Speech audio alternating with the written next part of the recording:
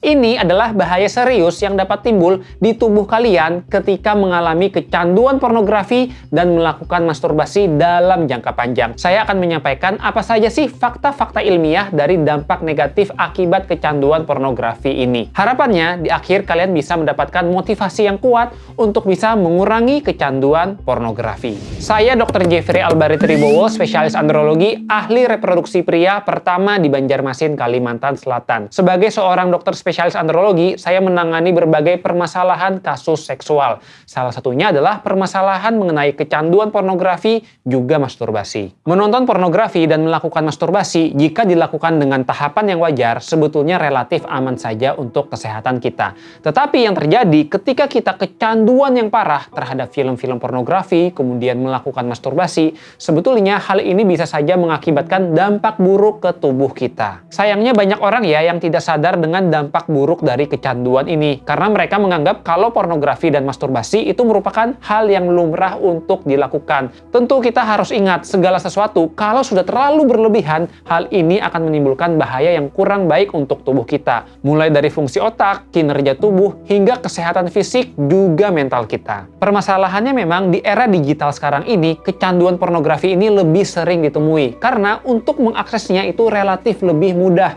Berbeda dengan dahulu, mengakses pornografi itu memerlukan sebuah tantangan atau effort yang lebih. Sekarang untuk mengakses pornografi semudah dengan menjentikan jari. Kita bisa mengaksesnya dari tangan kita langsung. Mungkin kita sering ya mendengar ucapan kalau masturbasi itu bisa menyebabkan kemandulan atau masturbasi bisa bikin badan kurus dan tubuh kita pendek. Hal tersebut sebetulnya adalah sebuah mitos dan itu tidak benar sama sekali. Karena memang tidak ada hubungannya ya antara kebiasaan melakukan masturbasi akan mengganggu kesuburan kita di masa dewasa atau mungkin mengganggu pertumbuhan tubuh juga berat badan kita. Memang banyak sekali ya mitos-mitos mengenai masturbasi dan pornografi yang tersebar luas di masyarakat. Sebagian besar memang banyak yang keliru, tapi jangan salah, juga ada loh dampak negatif yang sebetulnya merupakan sebuah fakta. Di sini akan saya jelaskan apa saja sih fakta-fakta dampak buruk dari kecanduan ini. Pada prinsipnya, kecanduan pornografi dan masturbasi ini kalau sudah berlebihan tentu dapat menimbulkan masalah di tubuh kita. Yang jadi pertanyaan, apa aja sih tanda kecurigaan kalau kita itu udah kecanduan pornografi dan masturbasi yang cukup parah? Jadi salah satu tandanya itu adalah apabila kita kesulitan untuk mengontrol impuls seksual kita,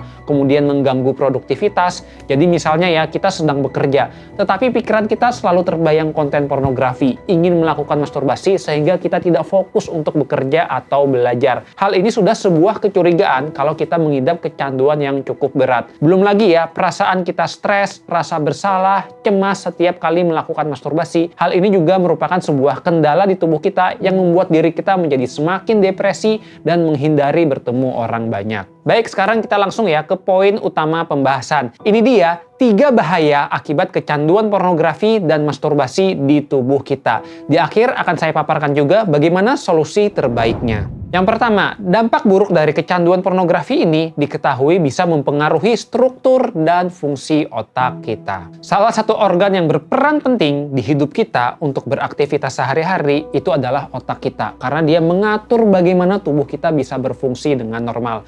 Bayangkan, kalau otaknya ini ada gangguan atau kerusakan, maka hal ini tentu dapat menimbulkan keluhan di tubuh kita, juga mempengaruhi bagaimana kita beraktivitas sehari-hari. Terdapat beberapa penelitian yang menunjukkan pada seseorang yang sudah memiliki kecanduan pornografi yang cukup berat, terdapat perubahan di struktur otaknya. Struktur otak yang terpengaruh itu adalah area prefrontal cortex. Bagian otak ini berfungsi untuk mengatur bagaimana sistem reward, motivasi, dan pengambilan keputusan. Jadi kita harus tahu dulu juga ya, kalau di otak kita itu terdapat 2 bagian. Ada bagian yang struktur abu-abu dan ada pula yang struktur putih.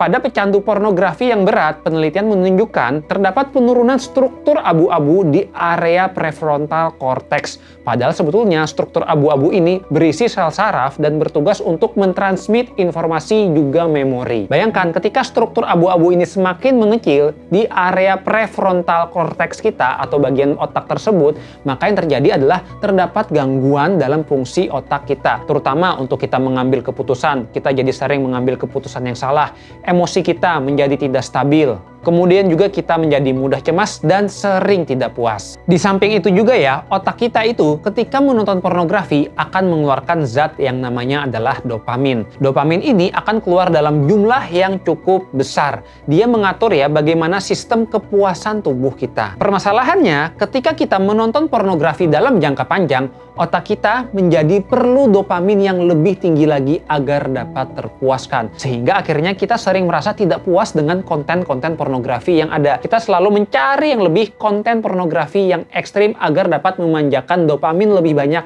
sehingga kita lebih puas. Dampaknya, dalam kehidupan sehari-hari, kita sering merasa sedih atau cemas, juga tidak mudah terpuaskan dengan hal-hal sederhana atau pencapaian-pencapaian kita. Kita ngerasa kayak ini merupakan sesuatu yang biasa aja. Di era sekarang ini kan tidak dapat dipungkiri ya, pornografi itu kategorinya makin banyak. Kita mau yang cari bagaimanapun yang bisa memberikan dopamin lebih, selalu ada saja. Akibat dari dopaminnya yang semakin tinggi ambang batasnya, kemudian konten pornografi yang tersedia banyak, akhirnya kita selalu mencari yang lebih tinggi, dan lebih tinggi lagi, hingga sampai suatu saat kita menjadi sulit terpuaskan dengan hal-hal sederhana. Kondisi ini disebut dengan desensitisasi otak, alias otak kita menjadi semacam kebas dengan rangsangan yang normal. Kita jadi menginginkan rangsangan yang lebih luar biasa tingginya. Sekarang kita lanjut ke nomor 2 ya, yaitu adalah dampak pornografi terhadap produktivitas dan kesehatan mental kita. Jadi selain merusak otak, pornografi dalam dosis yang terlalu tinggi hingga menimbulkan kecanduan juga dapat menurunkan produktivitas hingga dapat mengganggu kesehatan mental kita juga. Paling sering ya, pada pecandu pornografi, mereka itu menjadi malas untuk bekerja. Kenapa? Karena mereka menganggap kalau bekerja itu sesuatu yang membosankan. Mereka terbiasa mendapatkan kepuasan yang instan dengan menonton pornografi. Sekali klik muncul di tangan, nonton pornografi, kemudian masturbasi, mereka udah berhamburan dopamin dan akhirnya sudah merasa terpuaskan. Ketika harus melakukan effort untuk mendapatkan kepuasan, mereka menjadi malas dan bahkan cenderung untuk menghindarinya. Dampak lainnya juga adalah pada pecandu yang berat, mereka itu sering kesulitan untuk melakukan aktivitas sosial dengan manusia-manusia lain. Karena mereka lebih asyik untuk mengurung diri, menonton pornografi, dan melakukan masturbasi. Ketika mereka diharuskan hubungan sosial dengan orang lain, seringkali mereka menjadi cemas dan khawatir. Dia jadi tidak berani untuk menatap matanya, komunikasi menjadi terbata-bata, juga ada rasa gugup yang mendalam ketika berhadapan dengan orang lain, terutama lawan jenis. Akibatnya, dalam jangka panjang, pada pecandu yang berat, mereka itu seperti berada di lingkaran setan ya. Mereka menjadi tidak termotivasi, tidak percaya diri, kesulitan untuk berhubungan sosial, hingga akhirnya mengurung diri. Baik, sebelum kita lanjut ke poin berikutnya, di sini saya mau menyampaikan ya, saya sudah meluncurkan course online atau kelas online yang bertajuk Rehabilitasi Ihsan Colikiawan, solusi sembuh dari kecanduan pornografi dan masturbasi dalam 1 bulan. Di kelas ini ada terdapat video-video yang menjelaskan bagaimana nih metode-metode terbaik agar sembuh dari kecanduan pornografi dan masturbasi yang sudah saya susun. Di akhir juga ada sesi audio relaksasi yang tujuannya adalah memberikan sugesti langsung ke alam bawah sadar kita supaya kita bisa terlepas dari kecanduan pornografi juga masturbasi. Kalau kalian ingin mengetahui lebih lanjut, bisa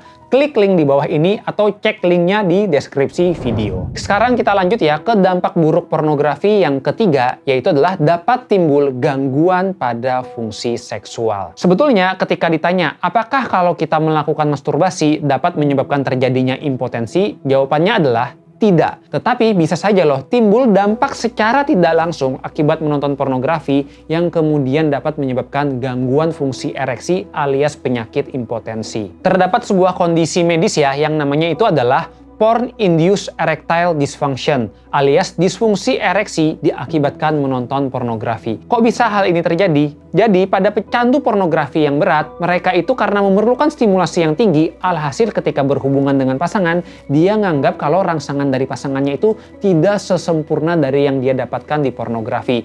Tidak jarang juga karena sudah menonton pornografi, dia memiliki standar yang begitu tinggi dan menetapkan kalau untuk bisa terangsang, dia harus bisa menemukan sesuatu yang di film pornografi tadi. Dia memandang kalau pasangannya itu tidak memuaskan dan tidak realistis karena ya standarnya tadi terlalu tinggi dari film pornografi. Saya sendiri pernah ya nemui ada pria yang dia itu kesulitan untuk berhubungan seksual dengan pasangan semenjak dia menemukan genre baru di film pornografi. Di genre tersebut kebetulan dia menyaksikan genrenya yang cukup hardcore adegannya. Alhasil dia menjadi terangsang dengan kegiatan hardcore tersebut. Sementara pasangan alias istrinya tidak ingin melakukan aktivitas tersebut. Karena si laki-lakinya ini sudah terbiasa dengan konten hardcore, alhasil dia menjadi tidak bisa terpuaskan dengan aktivitas seksual biasa. Tentu akibatnya pada pria tersebut dia tidak bisa mengalami ereksi karena gairahnya dengan pasangan tidak ada sama sekali. Padahal sebelumnya dia bisa-bisa aja loh berhubungan seksual dengan pasangan, bahkan bisa memiliki keturunan. Tetapi akibat dari kecanduan pornografinya yang tidak ditanggulangi dan semakin lama, akhirnya dia menemukan fantasi yang lebih tinggi lagi sehingga susah puas dengan pasangannya. Kemudian ada kondisi medis yang lainnya, namanya itu adalah traumatic masturbatory syndrome. Jadi traumatic masturbatory syndrome itu adalah kondisi di mana seseorang terbiasa melakukan masturbasi tetapi menggunakan alat-alat tertentu. Paling sering mereka menggesek-gesekkan di bantal atau di kasurnya. Karena sudah melakukan ini dalam jangka panjang, ketika dia menikah dan mencoba berhubungan seksual dengan pasangan, yang terjadi adalah